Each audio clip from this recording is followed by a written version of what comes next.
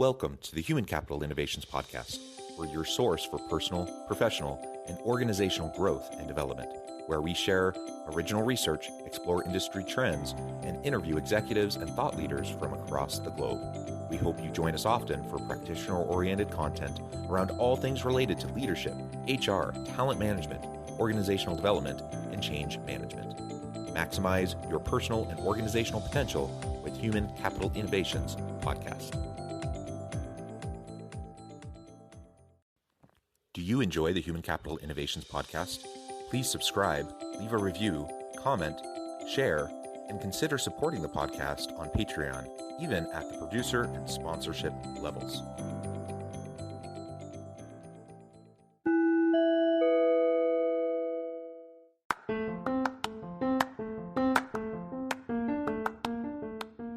Welcome to the Human Capital Innovations Podcast. In this HCI podcast episode, I talk with Blaine McKee and Hollis Scarborough about how to know your collaborations work.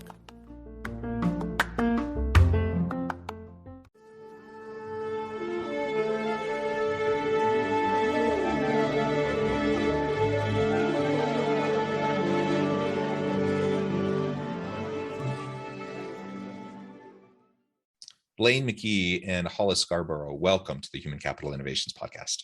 Hi, thanks for having us. It is a pleasure to be with both of you today.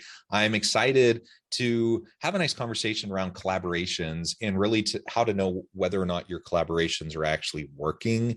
Now, there's a lot of different ways we could take this topic, and we'll explore it from a few different angles. Part of this comes from a marketing perspective. How do we know that the brand collaborations that we do and the various marketing outreach collaborations, how do we know they're actually having the impact that we want? And then, of course, how do we make sure that collaborations within and between units within the organization are working? So there's internal, external, and ultimately all of this comes back to how are we going to help our teams be most successful and drive impact to achieve our goals and, just accomplish what we want to accomplish. So that's what we're going to be discussing today. As we get started, I wanted to share Blaine and Hollis's bio with everybody. Blaine McKee and Hollis Scarborough are best friends and founders of Hullabaloo Book Company. Over 25 years of friendship, they embarked upon varied and sometimes eclectic career paths, leading to their most demanding job title of mom. Blaine has 4 kids with her now retired Navy husband in Texas, and Hollis has 2 with her husband based in New York City. After years of sending books to each other's children and avid readers themselves, they were frustrated that there wasn't an easy way to send a beautiful personalized book gift through the mail. In fact, in the fall of 2019, they decided to put their combined skills to use and launched HullabalooBookCo.com. What started as a little bookshop has now grown to include Club Hullabaloo, a popular book and activity subscription service, and Hullabaloo for Business, a corporate gifting and employee benefit division. And I'll let you talk more about Hullabaloo here in just a minute. Really cool stuff. And I know that you're going to be exhibiting at the SHRM conference, et cetera.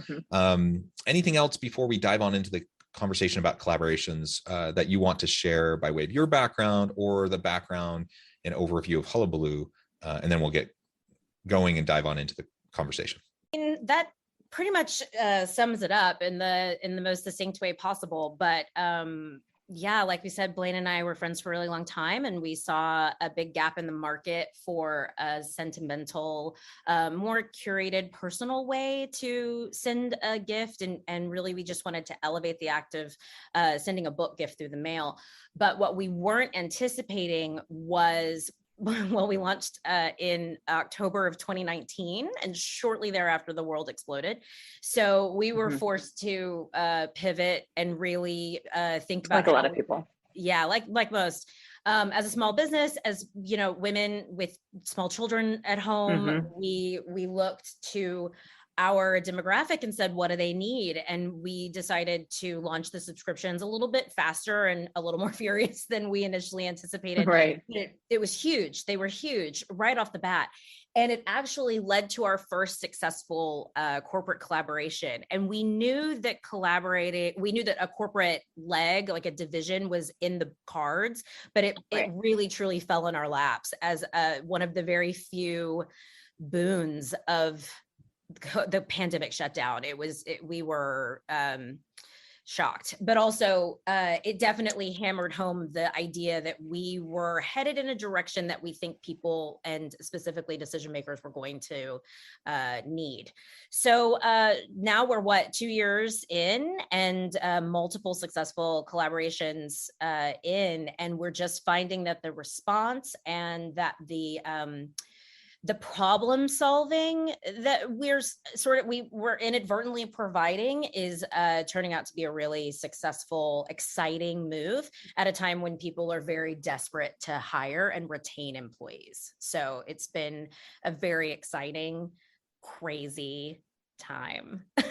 but like we said, Blaine and I come from very different backgrounds. So to suddenly be working with HR decision makers, to be working with people who are saying like, what do we do to support our community, has been so exciting. And I think in a lot of ways, because we don't necessarily come from a dusty, background, we are the people they're trying to support. We are people who are working and raising kids and trying to figure out what we're going to do with them at any given time has been, I think a few years ago, there were so many companies that really weren't doing much at all for parents or families of employees or anything like that.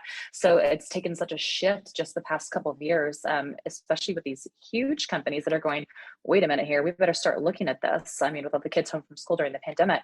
And what we've seen and what we keep hearing from the companies that we keep meeting with and talking to is, we have to do something. What we're hearing from our employees, that in order to keep them, we have to do something for not only them, like health and things like that. We have to do something for their families. We have to do something that's different than what they've been seeing, and that's kind of what we've been able to help them with. But also what we've been learning about from these people is, okay, this is really kind of the direction I think that benefits are starting to shift. Especially with collaborations with small businesses like us, which is been nice to hear. Yeah. So you just outlined a whole bunch of different little subtopics I think are super interesting. Obviously, pandemic impacts on business, your scaling business, the attraction and retention of good employees during this tight labor market, the Great Resignation and such. And really finding ways to be more supportive. So organizations need to find ways to be more supportive of working parents. 100%. And I think disproportionately that ends up falling on women in particular, right? There's been lots of studies. Absolutely what we hear. Yeah, lots of studies that have shown that women, in the aggregate, women disproportionately take on a lot of the child care, the elder care, the home tasks, and those sorts of things. Obviously, that's not a universal condition, but it is for a lot of women. And so you're trying to juggle your career, you're trying to juggle taking care of everything at home, and just finding ways to tap into that familial support piece that's going to be super important to those individuals. Is going to be really important. So what you're doing sounds awesome, and I'm just excited to learn more about it. And of course, the other piece of this that you've already alluded to is those collaborative pieces. So you start out as this online book retailer, and then all of a sudden you find yourself doing corporate work with companies, trying to help them figure out how to reach out to parents. Now, I know from a personal note, I'm a father of 6 children. I have, my wife and I are both. My wife and I are both professors. We both have, because of that, we have probably more flexibility in our schedule than most people. Being a professor is kind of a nice career that way. And so, we juggle a lot, but we've had the autonomy and the capacity to juggle probably more than most. And still, for us, it's been crazy the last couple of years.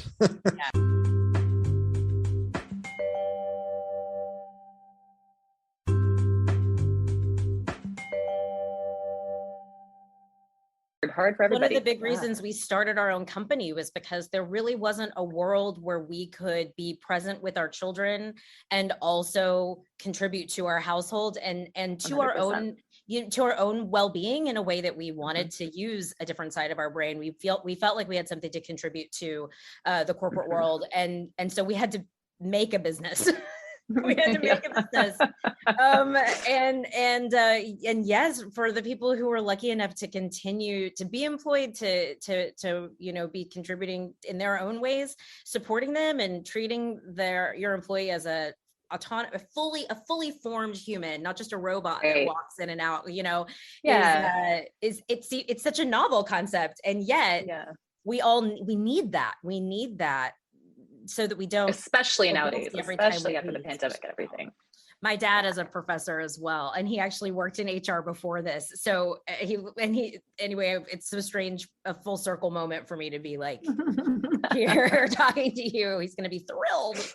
Yeah, fun. Well, I'll be interested to hear what his take is on this conversation after it airs. Well, very good. So yeah, like you said, I think many organizations, not all, but many, probably most, took people for granted a little bit. I mean, that's, I think, the history of corporations and bureaucracies and the world of work is that companies tend to be in business, right, to make money. They tend to be in business to sustain themselves, and the people are often seen as expendable. Now, that's not universal, and there are companies that are really, really good about valuing their people. But I think pre-pandemic, that was much more common. And nowadays, though, many organizations have found they either suffered through the pandemic, barely survived, or didn't survive. And those that thrived during the pandemic were those that showed more empathy towards their people. They showed that they valued their people. They provided support as needed, for their people. And so there's just a heightened expectation among employees now. And as part of what's driving the Great Resignation, that, I'm not going to stick around doing a job I don't like, that's not designed well, that's not meaningful and adds purpose to my life with an organization that doesn't value me. So I'm going to find things that make sense for me and for my family and my situation. And that's why people are leaving in droves and either starting their own business like you did, or, trying out the gig economy, or just going to a new corporate job at a place where they think things will be better. And that's part of the challenge. And so organizations have to proactively look for ways to reach these people in ways that matter to them. And so for, different people at different life stages have different salient motivators and different things that are going to drive them the most. And so what I'm about to say doesn't necessarily universally apply to everybody, but for the framing of what we're talking about today, and particularly for working parents, I don't know many working parents who are going to be as motivated by, say, a $500 bonus or $1,000 bonus versus maybe a little bit more scheduling flexibility so they can go to their kids' sporting event, or, just someone recognizing them for who they are. Like you said, this whole autonomous person that has needs outside of work, and that my company doesn't own me. I will do my best for my company. I'll help them to be successful. I want to be successful in my career, but that I have a life outside of work, and that needs to be honored and respected. And when companies can do that, then I think people are much more happy. They're much more likely to stick around. And so what you're talking about with your company is just one way to do that, right? It's one way to acknowledge and to show that you care in a genuine way. Absolutely. Yeah, it's been interesting to expand upon our initial collaboration, which was essentially a book and activity subscription for children of employees to keep them entertained and engaged while parents were working from home, and how that has bloomed and grown into meaningful gifts for children to say thank you for sharing mommy and daddy with the business. We just did a massive take your child to work day, an entirely digital experience, because we're just not entirely Steam-based. Steam-based experience. We're not sure when we're all going to be back in the same place. And some of these companies are so large that they have headquarters all over the world. And Global. Children in India aren't necessarily going to be able to come to Atlanta for Take Your Child to Work Day. So the fact that in the grand scheme of things, it's a very small drop in the bucket, really a small financial drop in the bucket, to include thousands of participants and to say thank you, and to look at them as potentially the future of their business, future employees, future, people who will, even if they don't stay with the company, will walk away and say amazing things about them because they were able to really experience firsthand what it means to be respected and celebrated. And most of the parents of those kids, frankly. So. Yeah, absolutely. Definitely the parents. Yeah. Absolutely. All right, so let's talk a little bit more now specifically about the collaboration piece. That's a lot of how you've built and scaled your business. And again, as I said in the introduction, there's different ways we can look at this. There's external collaborations that happen. We need to know how those are working, if they're being effective, if our budgets are being spent appropriately, right? But there's also the internal types of work and collaborations that we have between units within an organization. So tell us a little bit more about some of your collaborations and how you've measured them to know, excuse me, to know whether or not they're actually successful and accomplish what you're hoping.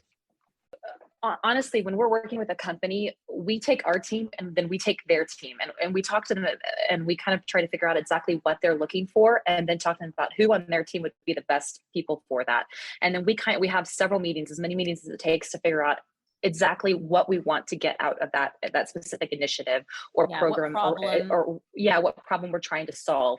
And then, whether that's people from the graphic design team, the marketing department, the social department, the, in this instance, the work events department, and then figure out what metric are you trying to get out of this? What exactly are you looking for? What would be the ideal, outcome? What is the ideal outcome from this to say that this actually did work? Because you don't want to start anything without having a goal. And so we do try to start every single initiative we go into with knowing what their goal is and knowing what our goal is. And hopefully our goal is going to be higher than their goal, because obviously we want to meet and exceed their goal. And so normally what that involves is almost always on our part, it's going to be to meet and exceed their expectations. And that's usually on a customer service experience with them, but also with the people. We are people, we're people, I guess. We want each and every person that experiences something with us to know, or rather to feel the experience personally, and to have it be something that touches them in some way so that they remember it. And because of that, they remember the company.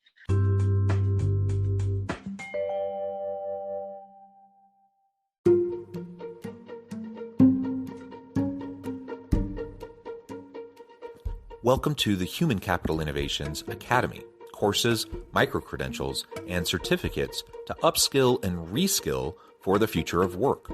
All HCI Academy courses, micro-credentials, and certificates are designed, developed, and delivered by award-winning and internationally renowned scholars, educators, thought leaders, executives, and practitioners. Our courses, micro-credentials, and certificates will help you make your mark on the future of work and make an immediate impact in your organizations. Check out the HCI Academy and our many course offerings and certificates to upskill and reskill for the future of work.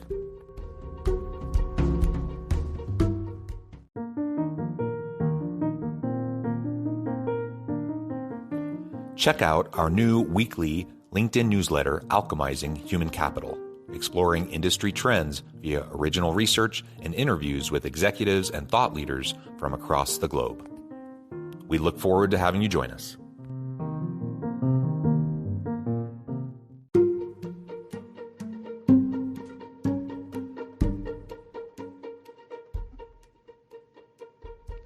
Check out Human Capital Innovations magazine, Human Capital Leadership.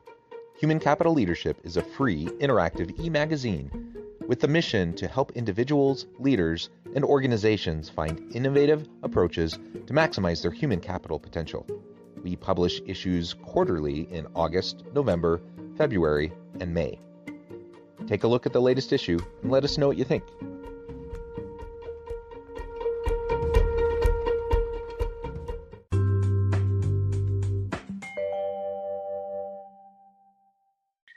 Well, they link those feelings, that emotional sense of warmth and being taken care of with the people who have provided the gift. Those goals include anything from like our most recent that we're still in the middle of, this Take Your Child to Work Day. How can we include as many people as possible, and how can we inspire them to engage and interact with STEAM concepts so that we may be helping grow a future of tiny technicians, coders, programmers, scientists, engineers. And then also we've worked with people who have a specific company value that they're trying to portray. So that could be anything from cooperation, activism, community outreach, and like acceptance and diversity in the workplace. And a lot of times in situations like that, we utilize the vast selection of really incredible books out there.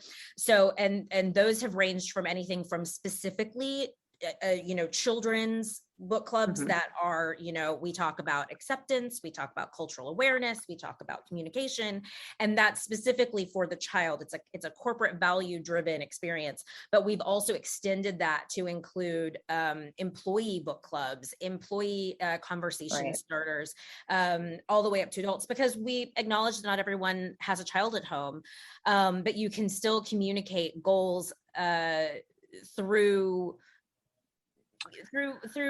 more empathetically driven experiences. Not everybody needs a Frisbee or a lanyard with your company's name on it. Maybe you want something that could help them grow or feel something, or instigate a conversation that you'd been looking to have for a while. It's a good way to really hammer home what you're trying to accomplish.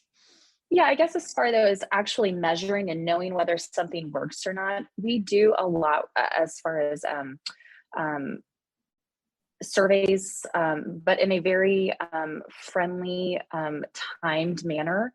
We get an incredible response with almost every, not even almost every single company we've worked with. We've got an incredible response, not only in the recipients, but with the positive amount of positivity we've gotten from it, but also just in the amount of just individuals reaching out to say, this is incredible, please do this again. As far as somebody else running, a different thing outside of, obviously outside of Hullabaloo and trying to measure it. I mean, honestly, just different metrics. If it's online, going through and making sure or figuring out exactly how many people. If they have 100 people, how many people out of that are going into it? How many people are taking a survey? What percentage of that? I would say if your goal is 92%, you've got 96%. That's obviously that's a great goal, or you've met or exceeded your goal. I don't. For us, I would definitely say as of now, our surveys are absolutely meeting our needs for what we need. I think when it comes time to find something else, or a company needs something else, we will 100% figure out what that is and implement that as well. We also see a lot of very vocal public enthusiasm through a lot of social media. It's a huge metric, honestly. People have, internal communication systems within the company, but also externally, preaching to their friends and followers that I'm so proud. It's great for the company. An organization that thinks about myself as well as my child. I can't believe I'm so lucky to work for XYZ. And that's all public information that a company can point to and say, look how happy our people are. That's a big thing. So there's user experience, there's employee experience, and there's organizational branding, right? Employee brand, employer branding. All 100%. Of those I think are really important. And like you said, a company can pay for social media ads to try to paint the picture that they're a really family friendly, people driven, employee driven company.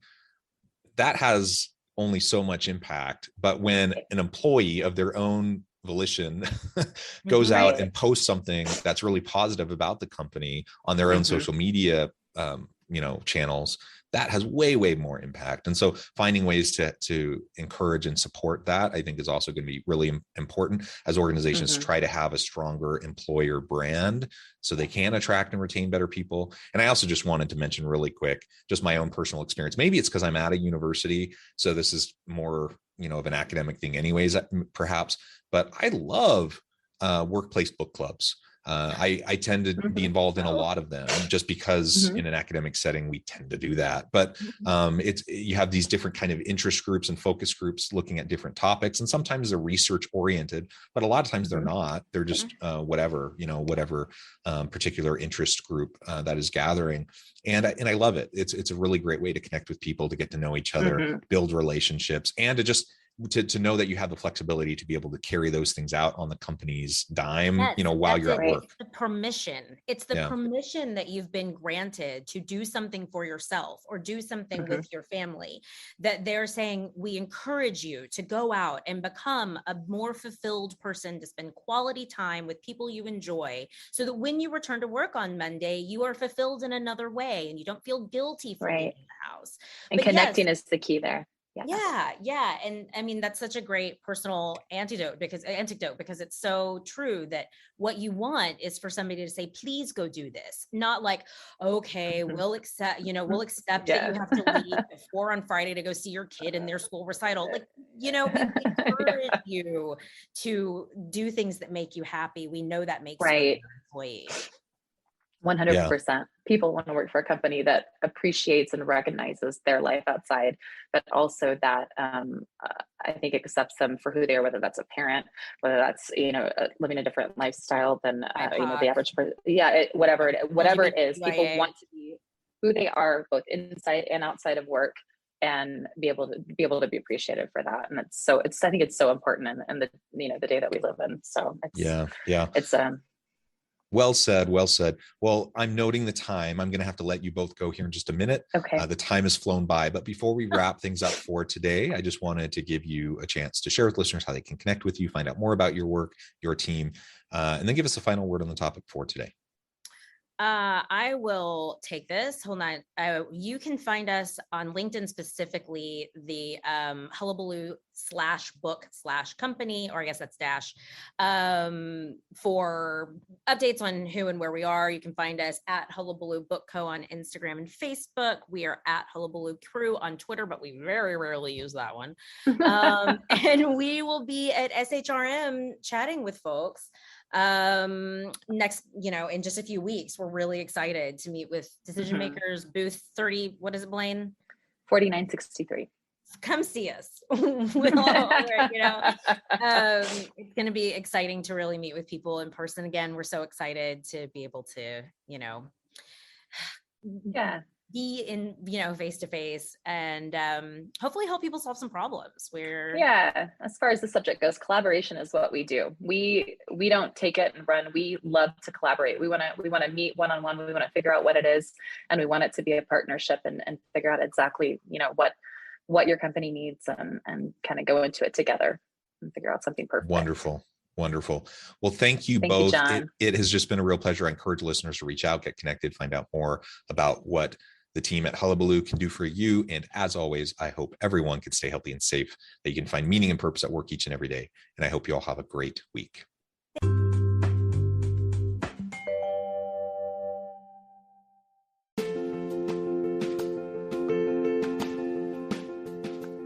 Check out my new book, The Future Leader: Creating and Transforming Next-Gen Organizations. Stemming from 2 decades of professional experience and over 600 in-depth interviews with executives, thought leaders, and scholars from across the globe, The Future Leader will help you explore the ordinary, everyday actions that will help you to prepare to lead in the future of work, to respond to an uncertain future, and to produce extraordinary results for individuals, teams, and organizations.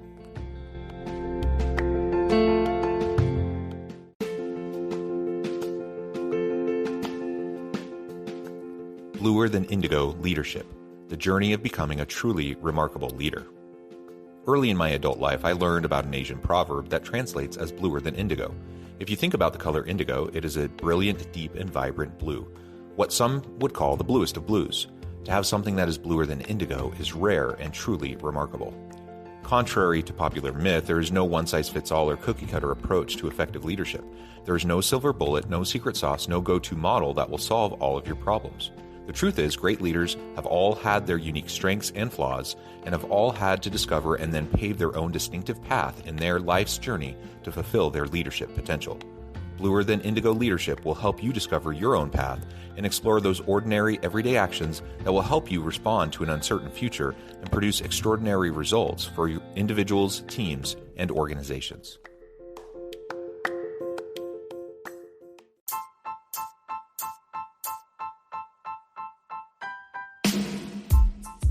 The Alchemy of Truly Remarkable Leadership, ordinary, everyday actions that produce extraordinary results. Consider how the nature of work has shifted over the past 50 years. With increased globalization, rapid technological advancement, and the shift in economic composition, the average job of today looks very different than the average job of 50 years ago. What will the jobs and organizations of tomorrow look like? Moreover, what does this all mean for organizational leaders? What are the core competencies and capabilities of organizations and their leadership that are prepared for continued disruption and geopolitical and socioeconomic shifts? Regardless of what the future holds, increasingly, leaders need to be socially minded, data-driven, decisive, champions of talent, and disruptors of the traditional notions of leadership, teams, organizations, and work. The alchemy of truly remarkable leadership will help you to explore your own leadership competencies and capabilities and consider ways to apply and implement them into your workplace and personal life.